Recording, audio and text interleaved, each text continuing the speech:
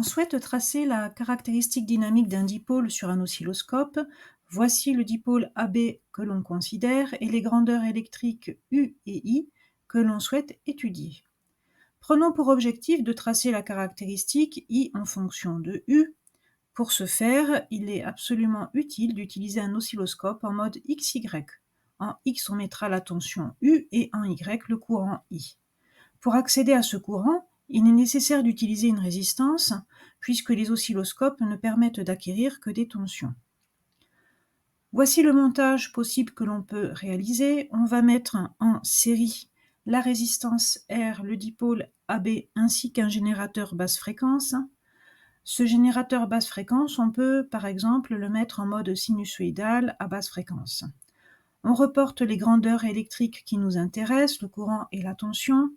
Le générateur doit avoir une borne reliée à la masse, à la terre plus précisément, du circuit électrique. Ici, j'ai mis la masse en bas du circuit.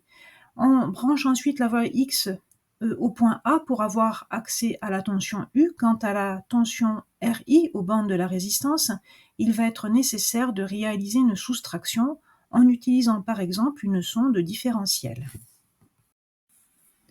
Pour brancher correctement la sonde différentielle, il faut réaliser la soustraction souhaitée et donc brancher la sonde comme indiqué sur le schéma. Il n'y a plus ensuite qu'à mettre le mode la voie Y sur la sortie de la sonde différentielle et c'est fini. On met l'oscilloscope en mode XY et on visualise sur l'écran la caractéristique dynamique désirée.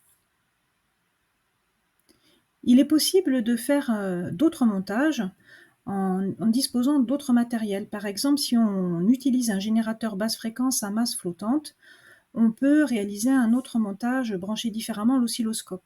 Pour réaliser un tel GBF, il suffit d'utiliser un transformateur d'isolement.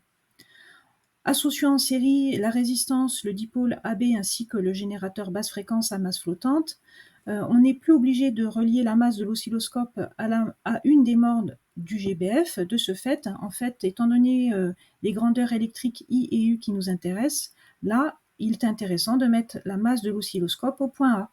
Au point B, on mettra la voie X qu'il ne faudra pas oublier d'inverser pour accéder à la tension U et non moins U, et enfin la voie Y à gauche de la résistance pour accéder à la tension RI. C'est fini. On met l'oscilloscope en mode XY et on a la caractéristique visualisée désirée. Deux remarques finales. Première remarque, si l'on souhaite obtenir la caractéristique U en fonction de UI, il suffit d'inverser les voies XY sur les montages précédents. Deuxième remarque, la soustraction peut être réalisée en utilisant le mode mat de l'oscilloscope et en utilisant l'opération soustraction. L'inconvénient d'une telle méthode, c'est que dans la plupart des oscilloscopes en mode XY, nous ne pouvons pas visualiser le mode mat.